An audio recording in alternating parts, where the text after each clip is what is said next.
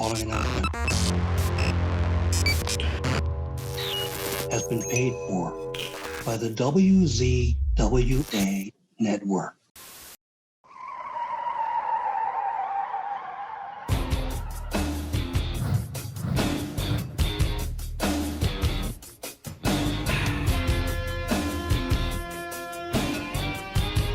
Ladies and gentlemen, welcome to the Insider's Edge podcast here on the WZWA network. I'm your host with the most on the West Coast, Karlifornia in Fury. What a joy, a privilege to be with you all once again. And for me right now, this is quite exciting because, as you all know on the Insider's Edge, we don't just interview wrestlers or ex-wrestlers. We've had referees on the show. We've had former ring announcers on the show. We've had former authors of wrestlers' books on the show. We try to reach out to every kind of different area that there can possibly be in the realm of professional wrestling. And here right now, I have a man who's worn many hats in his time in professional wrestling. He is the one, he is the only, he is John Arezzi. How are you, my friend? I'm doing great. How are you doing today? I'm good. I'm excited to have you on the show, sir. And I just want to make a bit of a clarification here. What would you want to give, if you could give yourself a title for what you've been most known for in wrestling? As I said, you've worn many hats. What would you say that you are? Wow. I mean, current day, I'm really a historian. I mean, that's kind of what I'm known for right now, because my history in wrestling dates back 50 years or, 60, close to 60 if you count me just watching as a little kid. But really, I got into the business at the young age of 14, really. So it's been quite a while. And I'm going to be 65 in January. So, I'm closing in on many, many years in the business. Absolutely. Well, you look fantastic for 65, sir. And, I never got married. I have to say, it is important to have so historians out there that keep the memory alive of how the business once was and how it kind of evolved through the years, and you've been able to see that, and so I find it to be really fascinating, and I can't wait to dig into it. The first question, John, usually on the show is when you first became a fan. How old were you, and what was it that helped you become a fan of professional wrestling? Well, it was 1964. I was 7 years old, and we lived in Brooklyn, New York, my family. And one evening, my older sister, who was 5 years older than me, so that means she was 12, she called me into the living room. She goes, "Johnny, come in here. I don't know what this is," So I run into the living room. And that's where, we had seen the Beatles on Ed Sullivan when they debuted in America. So she, obviously her calling me in and meant something. So, but when I looked at the television, there was there was a ring with 4 midgets in it, or little people, as you refer to them today, running around, biting each other on the butt. I mean, it was kind of this, I was like, what is this? So sat down and started watching it. And then later on in the program, there was a real, it was a wrestling match, and it involved a guy named Antonio Pugliese. I remember it, against Dr. Jerry Graham, who was a historic figure in the business, and Antonio Pugliese was Bruno Sammartino's cousin. So anyway, that hooked me in because it was supposed to be a tag team match. Bruno wasn't there, and all of a sudden, Pugliese's getting beat up, and this big burly Italian guy runs into the ring with suitcases and a suit and starts hitting this guy over the head with it, Dr. Jerry Graham, and there's blood. And I just got drawn in, and that was it. That was at the age of 7. So I just became a fan after that. It's why I like starting with that question, because the answer is always the same, but it's always different as well. It's like most of the time they saw it. That was it. They were hooked. They knew that they either wanted to do it or they wanted to at least be a part of it in some way and follow it for the rest of their life. So you mentioned earlier 14 years old when you first got involved in the wrestling business. How does a 14-year-old figure out a way in at that point in time? Good question. And I'm going to get a prop real fast, so bear with me. Okay, no problem.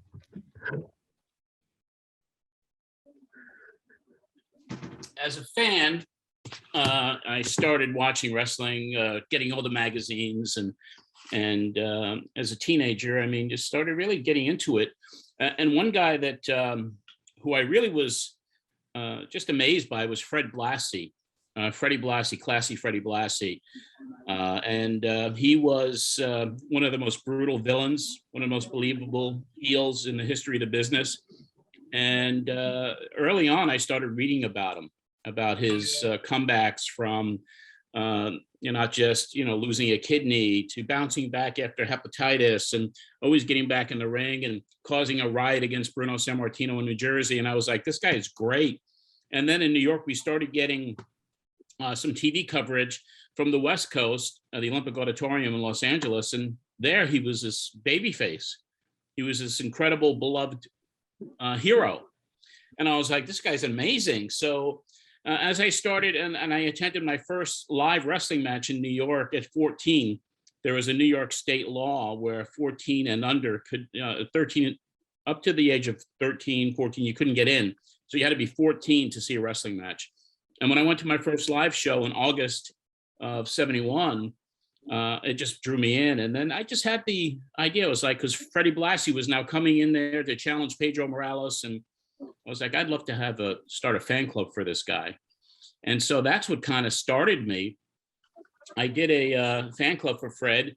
I went to Madison Square Garden. It was December 6, 1971, where he wrestled Pedro Morales. And I brought a little piece of paper, which was a permission slip for him to give me permission to start the club. I tried to get into the locker room. They wouldn't let me. I was 14 years old.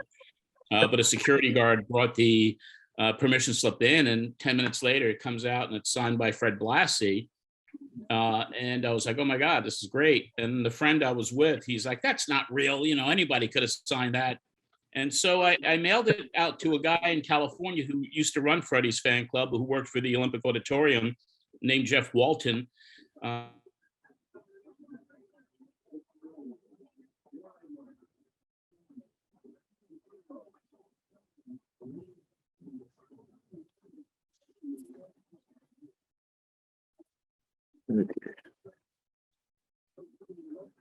The Fred Blassie fan club. Here's one of the earliest. You could see how antiquated this thing is, from 1973. Or it was on mimeograph paper, so it was called the King of Men Bulletin. And then I started, getting a little bit more tech savvy with a Xerox machine where I could actually have photographs in it. So King of Men, the newsletter for the Fred Blassie fan club, started, and it was a labor of love. And what really changed my life was this letter I got. Look at the date there, March 8th, 1973. Yeah. Blassie inviting me to Madison Square Garden to say hello to him. So I brought this letter with me, and lo and behold, I get backstage, meet Fred Blassie, and then I wind up winning Fan Club of the Year in 1974. I start taking pictures at the matches. I start shooting 8mm films at the matches. So as a teenager, I started getting involved in the business.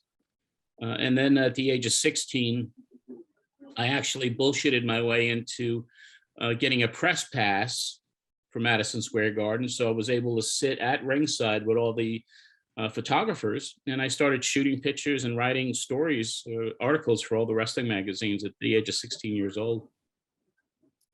Wow, that must be so exciting for at that age to be so close to it. How did you find the experience of being a photographer there and shooting at the shows? I mean, what would you say like a typical day would be like for you at that point in your life?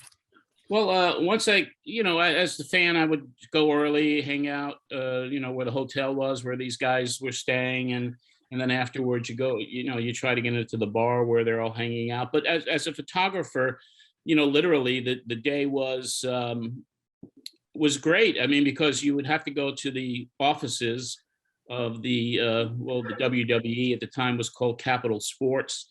and they were on 42nd Street in New York City in a little dingy hotel. And that's where, Gorilla Monsoon, Arnold Skolin, that's where the office was. And so you'd have to go there every month to get your ticket, your photographer's ticket or press ticket. And then you go downstairs and hang out and talk to some of the guys, and you get to know them a little bit. But, as a teenager, I wasn't as renowned as a Bill Apter or George Napolitano, and they kind of mentored me.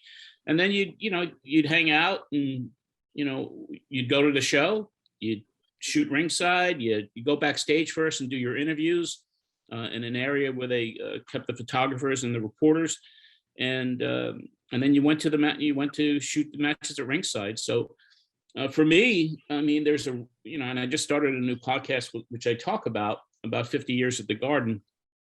For me, when I went to my first show in August of '71, I went to every single Madison Square Garden show through mid '77.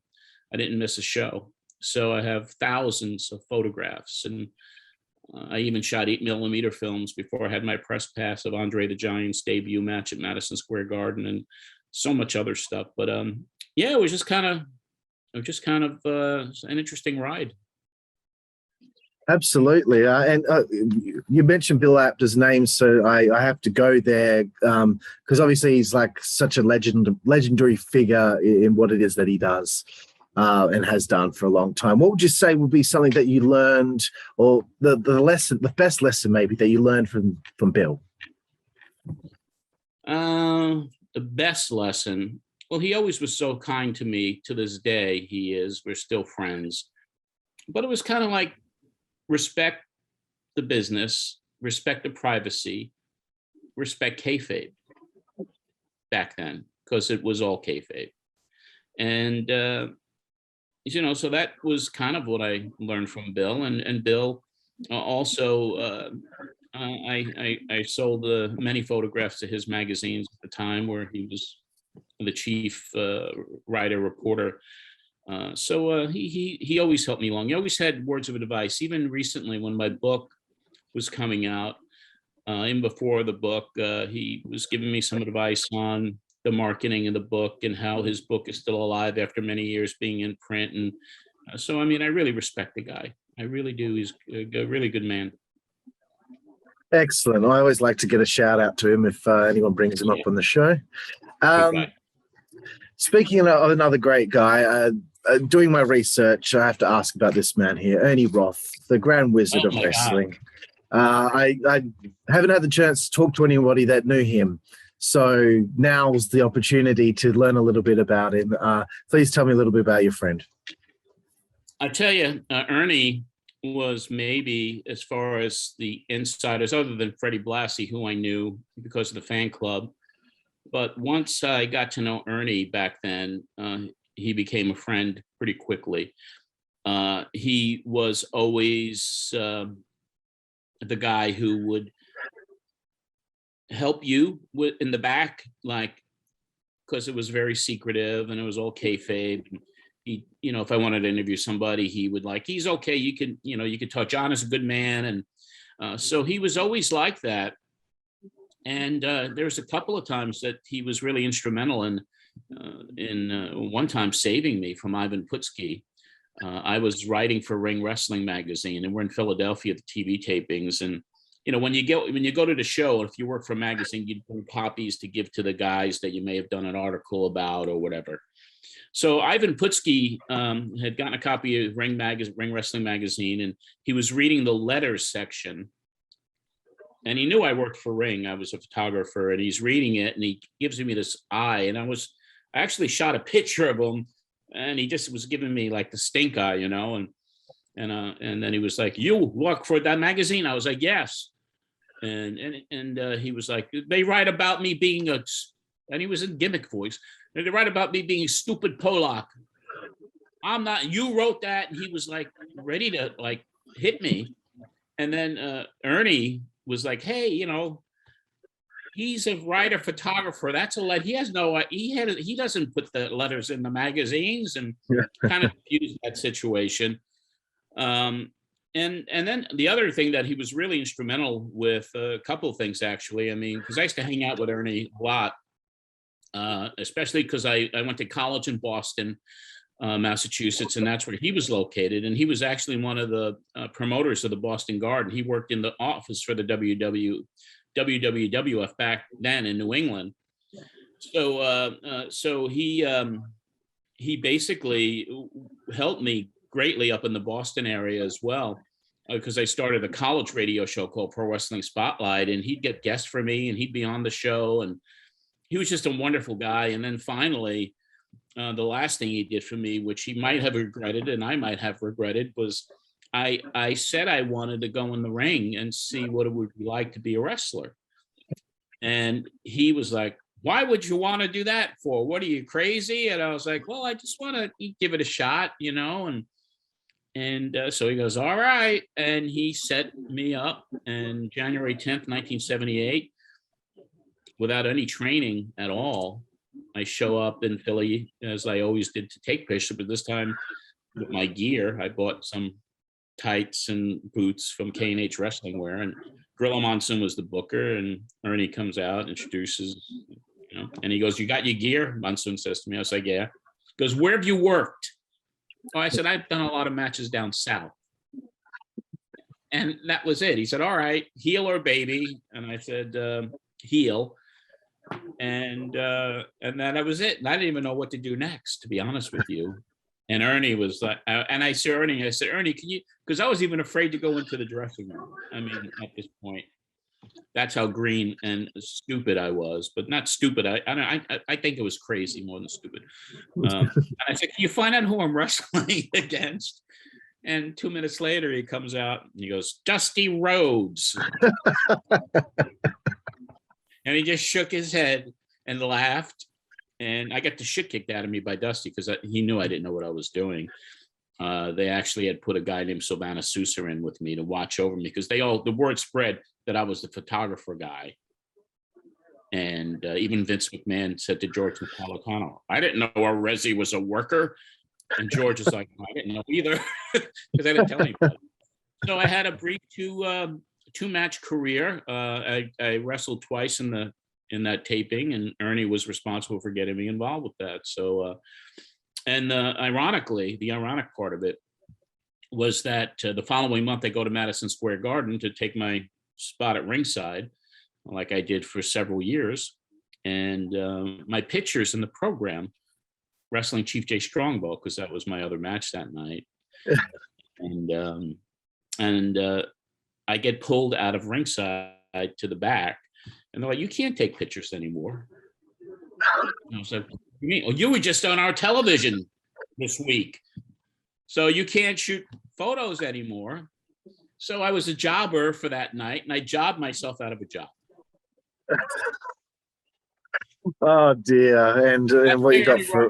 But I kept in touch with Ernie for, and he died way too young, of course. But what a great man! I got great interviews with him still on cassette tape that I put up for my patrons on my Patreon account, and I share those archives with them. That's excellent. Thank you for sharing that. It's funny how all of a sudden now you just wanted a shot to see what it was like, and now you no longer get to be photographer. What's your next step in professional wrestling at that point? Now you were right there, yeah, and now you got to figure something else out. Where do you go from there? Well, I was still in college. I was only 20. So, I went to college for radio and television broadcasting and sports management. I never really intended to have a career in wrestling. That was never in one of my goals. I wanted to work in sports. I wanted to work for the New York Mets. But being abruptly pulled from ringside, that was kind of I wanted to stay in the business at least as a photographer for a couple of years until I graduated, but it didn't happen. So my next step, I mean, really, I moved, I got a job out of college with the New York Mets, which was my dream. They put me in the minor leagues to get training and to work my ass off. And while I was down there, was in the Carolinas, George Napolitano, who worked for all the magazines in New York, was like, "Hey, would you cover Charlotte, North Carolina, NWA for me?" And so I'd still shoot some. And I would send photos to George. on some of the matches. The Starcade, I think, was one of the first ones I went to. But yeah, I mean, so I stayed in it on a peripheral level, and this is now the 1980s, and then I meet a singer at a bar one night, and her name was Patty Loveless, and she became this iconic country singer.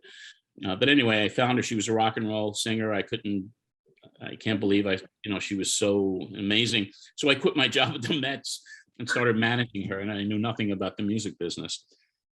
So that's how the 80s went for me, really. It was kind of working for the Mets, getting out of wrestling, working for the Mets, getting involved in artist management with Patty, moving back to New York in the mid 80s. And in 1985, I had an idea to start a wrestling talk show called Pro Wrestling Spotlight. And George Napolitano and I teamed up, and we got on a little radio station. And this is October of 85. It was like, WrestleMania, everything is huge now. And our first show, we had Captain Lou Albano on, and Tully Blanchard, and the owner of the station, who was about 80 at the time, heard us playing Captain Lou's History of Music record, and he just freaked out. He goes, "I don't want this show on my station." So we did one show, and we got out of there. And then in 1989, after my music company, my management company went under, I needed something to fall back on, and that's when I really entered pro wrestling full time for the first time. That was in 1989 when I started Pro Wrestling Spotlight radio show on the same station that threw me off the air. That's awesome. Well, not awesome that you were thrown off the air, but I just want to say, by this point in your life has been so interesting so far. I mean, you got to wrestle Dusty Rhodes, get your butt kicked by him. You managed a country music star. You've done all these different things. This is already so interesting to me, and this is the big part of the interview here, because I'm really, really interested to learn the ins and outs of this, because back then there was no podcasts, there was no streaming services or YouTube or any of these networks out there. You had a show at a station on a certain frequency in different places at a certain time of a certain day of the week.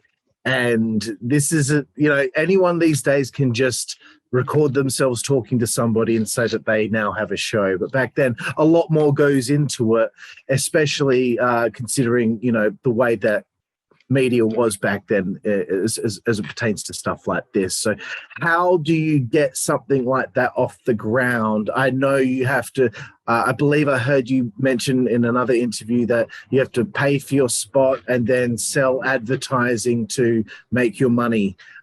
So please, from scratch, how does John Arezzi start this thing and build it up?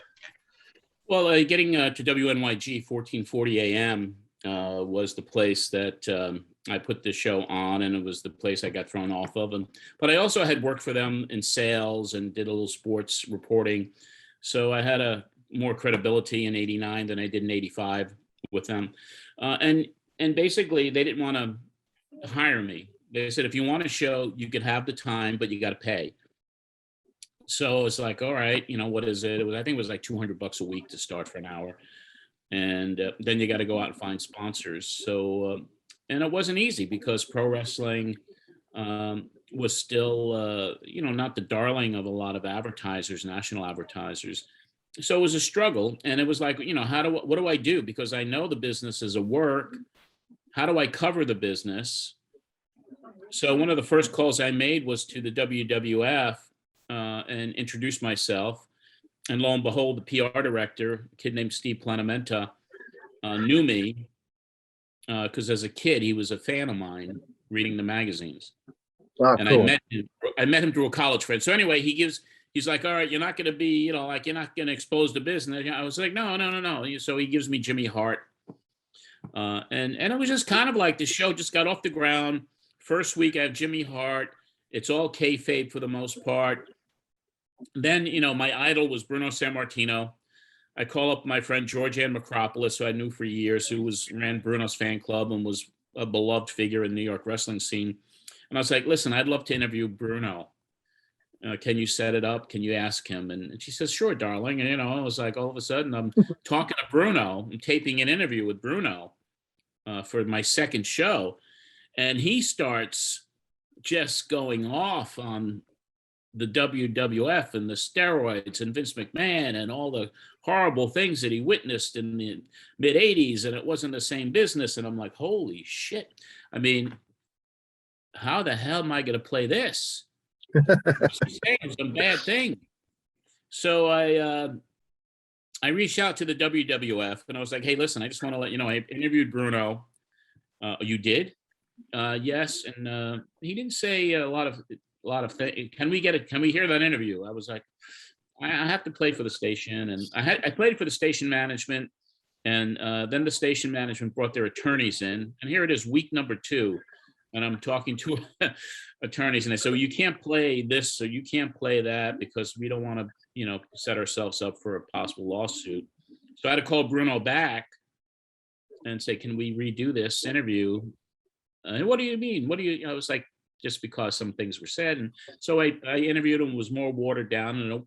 And the WWF then said, if you play that interview, we're not going to cooperate with you anymore. Week 2. And I played the interview because I was like, well, they can't tell me what to do, you know, and I'm already getting cooperation from the NWA.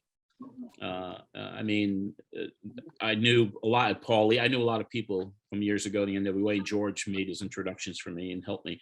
But that was the end of cooperation. But the show, you know, was kind of a little bit of a circus atmosphere in the beginning days. Independent promoters, indie wrestlers, just trying to get whoever it was would be exciting. But listeners were calling in because Dave Meltzer had plugged it in the Observer.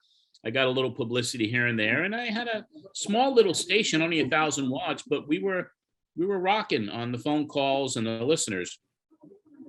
And then when Ricky Steamboat left the WCW under a contract dispute in '89, I got his number, called him, and he came on the show to talk about the contract negotiations, which really had never been done before.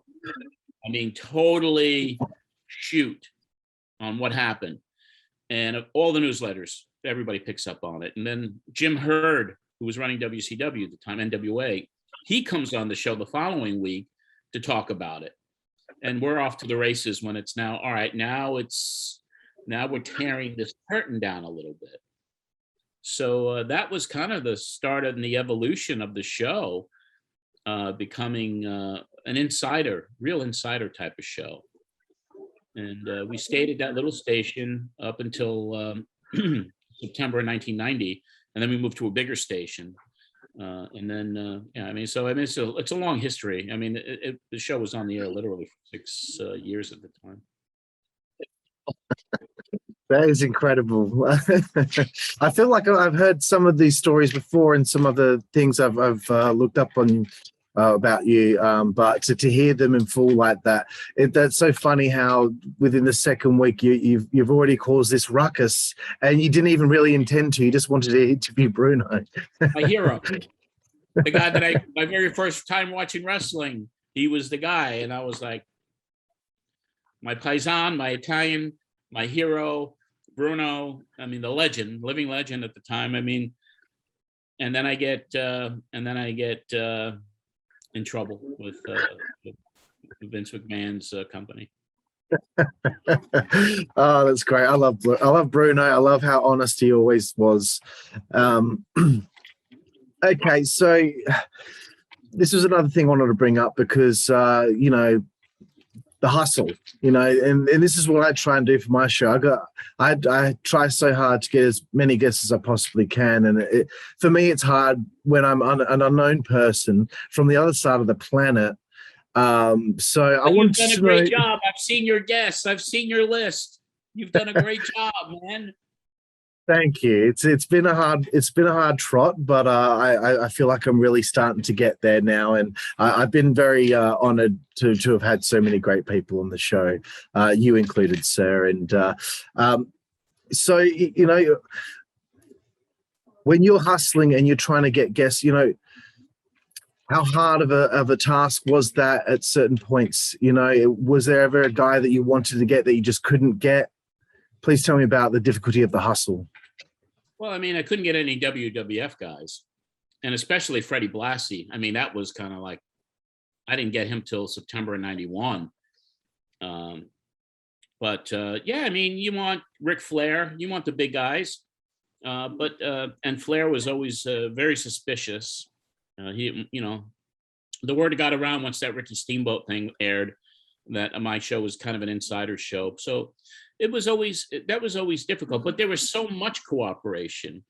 And you know, people then learn from the guys. It's like word of mouth. Like Mick Foley, Cactus Jack Manson, as he was known in 1989. I met him through independent wrestler Sonny Blaze, who kind of co-hosted the show in the first several months.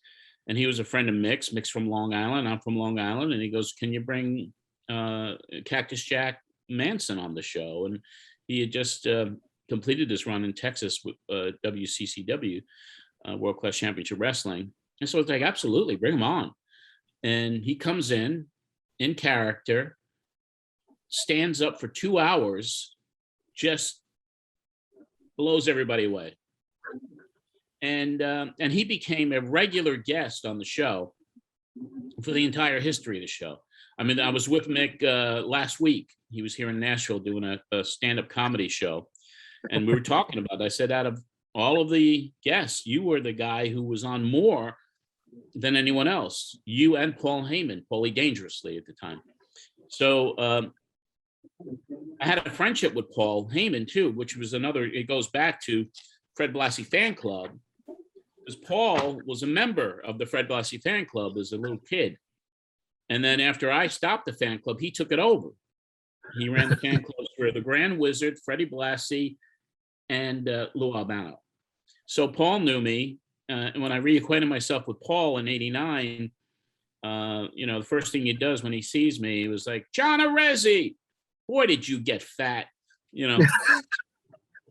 And that was my intro. But he was on the show all the time. So anyway, you know, they would pass along, and then I get backstage in NWA, and I started interviewing everybody. So, and as the show became more insider, when we moved to the bigger station, WGBB, WBABAM, WGBB, my show became a platform for guys that wanted to speak out.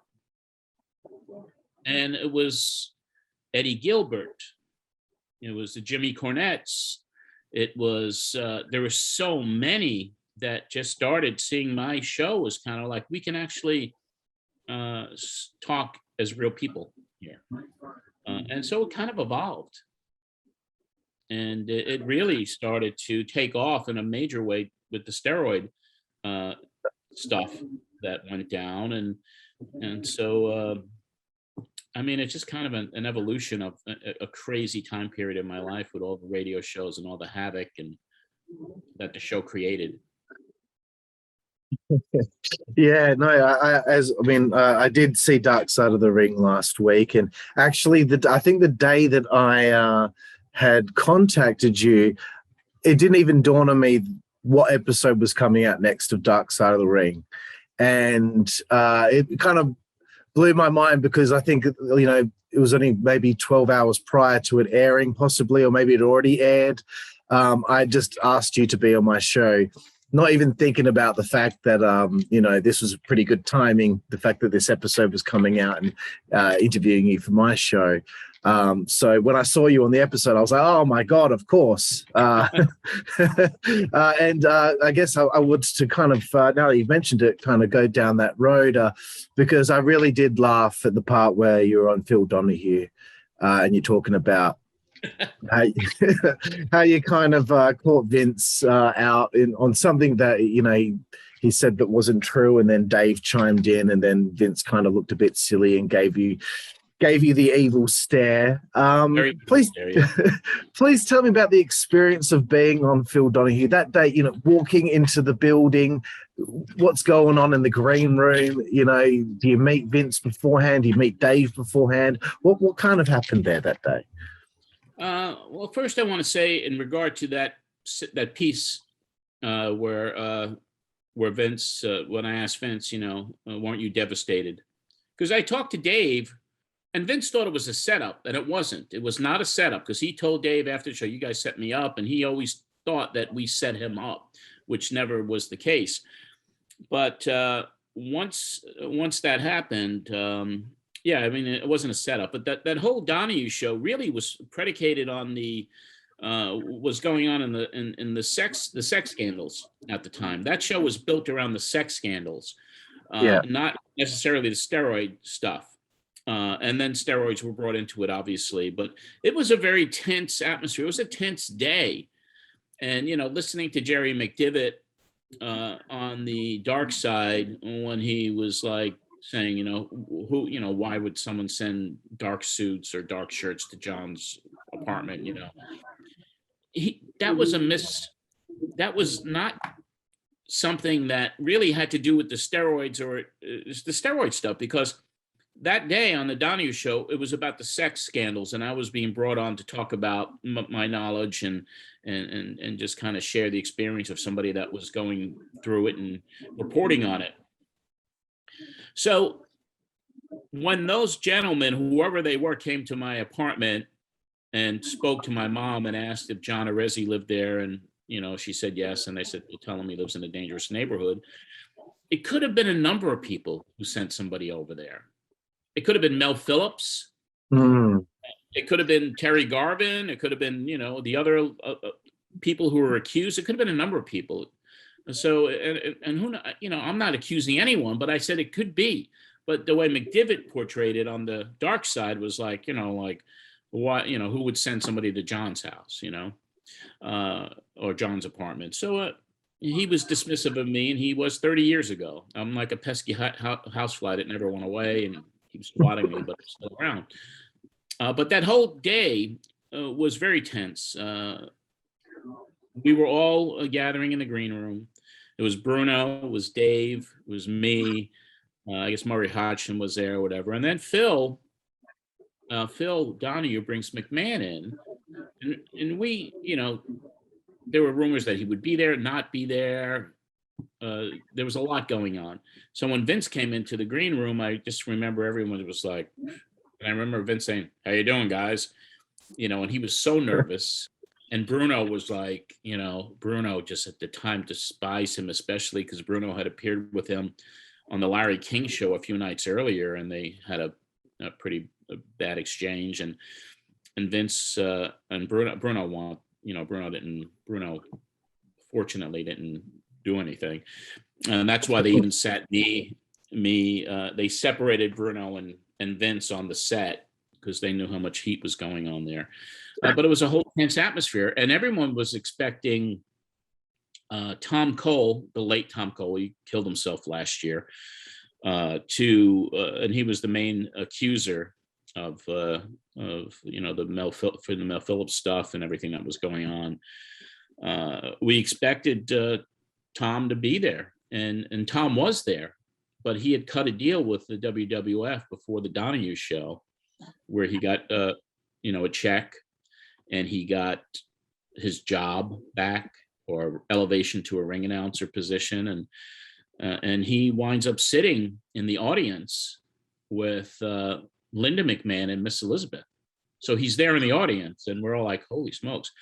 And Vince set that up, allegedly set it up, because if Tom Cole's name was going to be mentioned on the Donahue show, he was going to stand up and say, no, these are great people that I'm associated with. So that whole thing played out very interestingly. And side note, my mom, who had earlier in the day had some people at our apartment, she was at the taping, as was my sister and my brother-in-law. And my mom, at the end of the taping, at the end of the live show, everyone's getting up, and she goes up to Vince McMahon. And my mom was not all there. She was, she was all over the place mentally, but, endearing, funny, but a little off the wall. She goes up to McMahon and she puts her hand out, and he doesn't know who she is. Mr. McMahon, how are you? I just want to let you know that I love you. I think you're incredible, and I really admire you. And thank you. And what is your name? She goes, my name is Mary. I'm John Arezzi's mother. And the look, another one of the looks, but this was a look of like shock and amazement rather than So anyway, he got out of there pretty quickly, and I got a good laugh out of that. Incredible. And yeah, I want to say in response to what Jerry saying that it wasn't true. Why would your mum make that up? But it won't be that specific line. You knew the specific line that was said. There would be, I just think that there's no way that she would make something like that up. And with what, tell him that he's living in a dangerous neighborhood or something like that. That's such a specific thing. I think it would be very hard to make that up. My mom was not somebody who would lie. I mean, because she just didn't have a filter, and she never did. So when she told me what happened, she's okay, but she was kind of confused about it. I mean, it wasn't like she was petrified, and she goes, well, what did they mean? What neighborhood is it? They're being break-ins. What's going on? So I really was very elusive with her, not to alarm her, but I certainly believe what she said, and but she kind of interpreted it maybe like there's, we live in a dangerous neighborhood. Is it safe around here? I think that's the way she kind of looked at it. Fair enough. I've got a bunch of other kind of random questions just from one person who's interviewed people to another. Obviously, you with much more experience, you must have had many different types of experiences. What would you say was the most difficult experience you had interviewing somebody?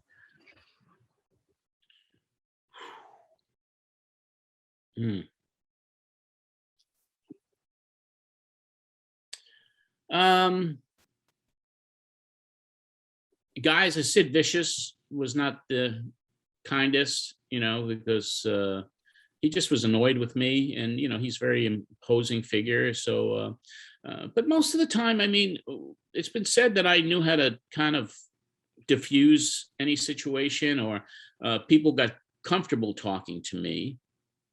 I was able to get him, I was able to get them in a conversation where they would disclose and be really comfortable. So I don't really remember anyone kind of like what was scary, except for Sid, and I asked him to cut a promo, and he goes, you're listening to Pro Wrestling Spotlight with the big fat fuck John Arezzi, so. And he looked like it was a shoot, but I don't have too many like, boy, that was a difficult interview, or that was, that was somebody who gave me a hard time on an interview. I don't have that a recollection of that. Okay, well, that's pretty lucky, I suppose, because I find from the time I'm nearing 100 episodes now, and sometimes you can feel like as the interview's beginning, you can tell that they kind of just want to get through it. That they're already kind of bored by the idea. Oh, great! I agreed to do this thing. Let's just try and get this over and done with. And it's my kind of job to hook them at some point. If I feel like I haven't got them yet, I've got to try and find a way to make that connection with them. So that was just. Luckily for you. Well, I think intuitively, if I had an interview subject, and I think there was one that I was really uncomfortable with, and that was Public Enemy. And even though I knew the guys pretty well, I mean, here we are in whatever the year was, 93 or 94 probably.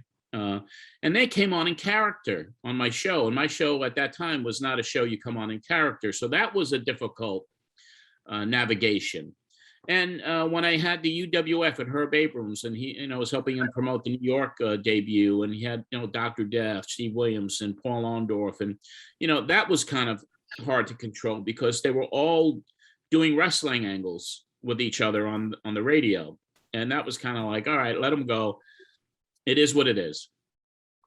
So yeah, you couldn't get any insider information out of them, during that stuff. But I had some brilliant. I mean, some of the most memorable things for me was John Tolis and Captain Lou Albano going at it on the air, which was in character, but I loved it. I mean, so that was really cool.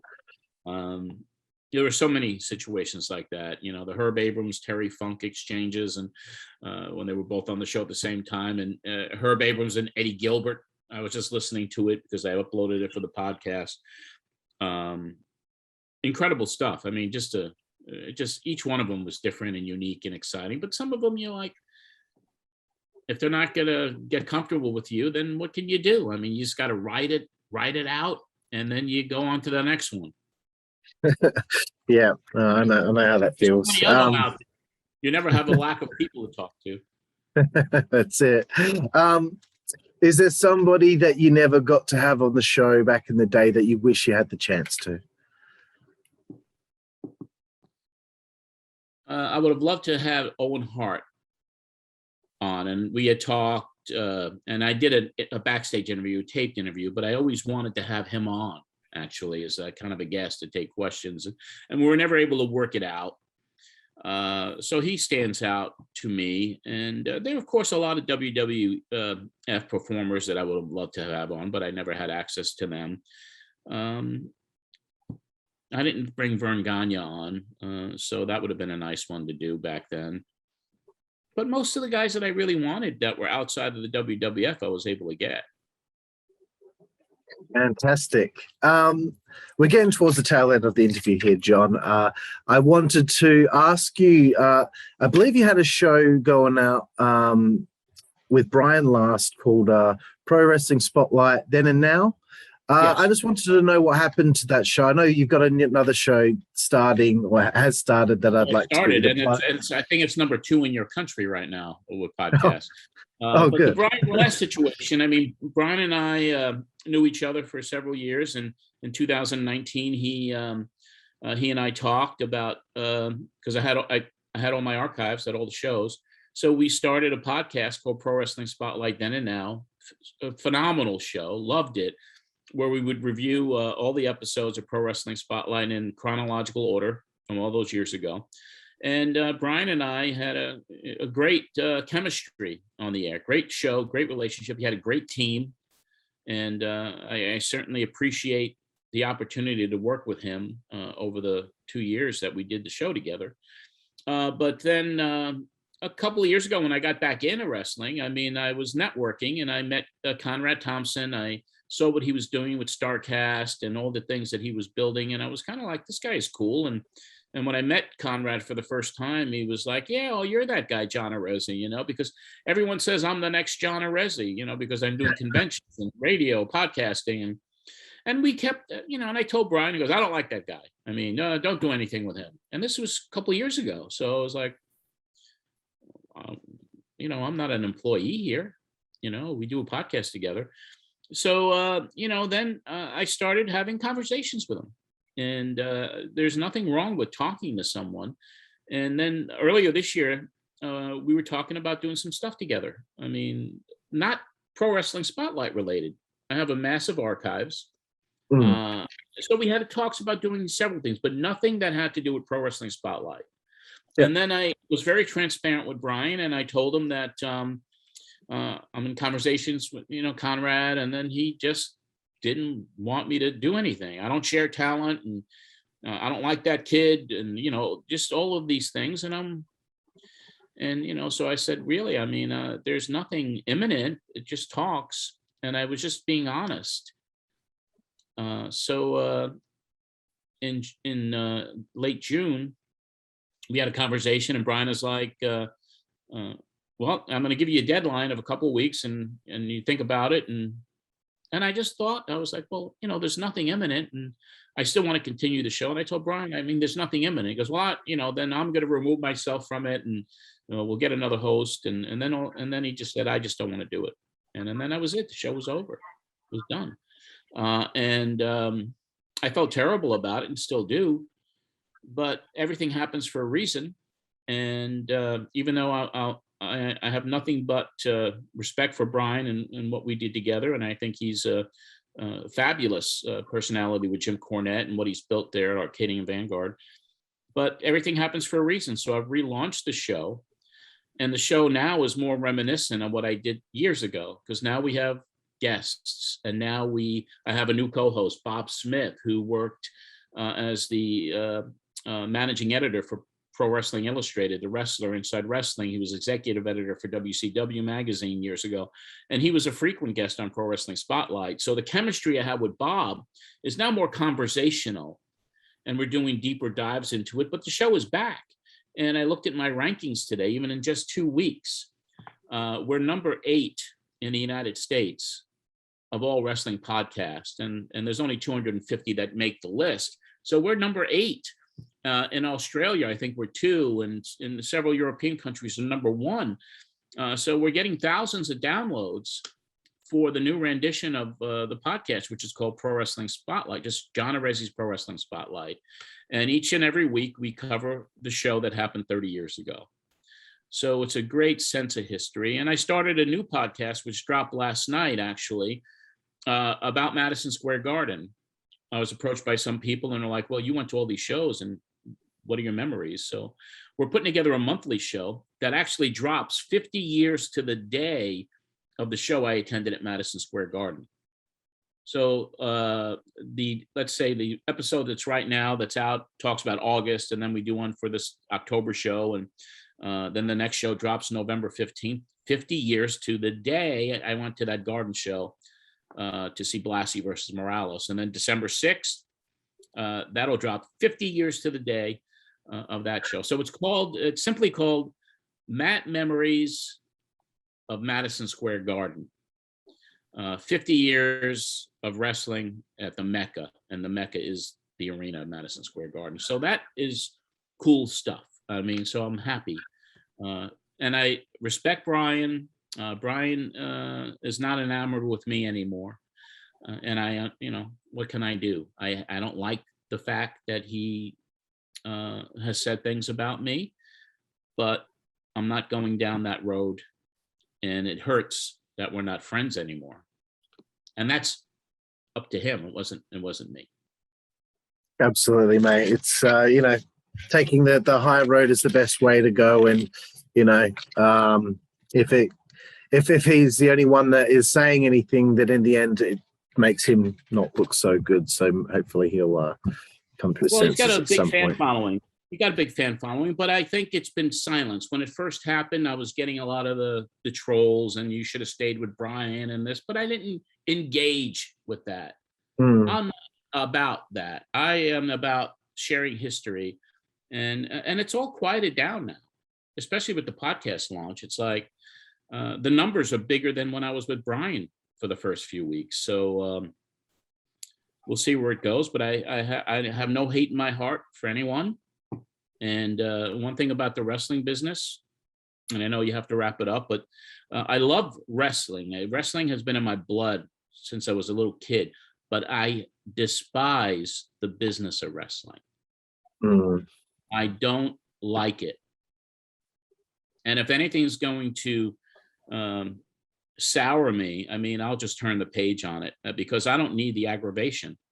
Yeah. And the rumors and the trolls and all the other things that go along with being in the business and the little factions. And, I'm not going to engage in any negativity with anybody. I admire that. And yeah, I completely understand. And I really think with Matt Memories that I like how neat and tidy it is. 50 years to the day, neat and tidy. If it was 49 years to the day, it wouldn't feel the same. 50 years, fantastic. Love it.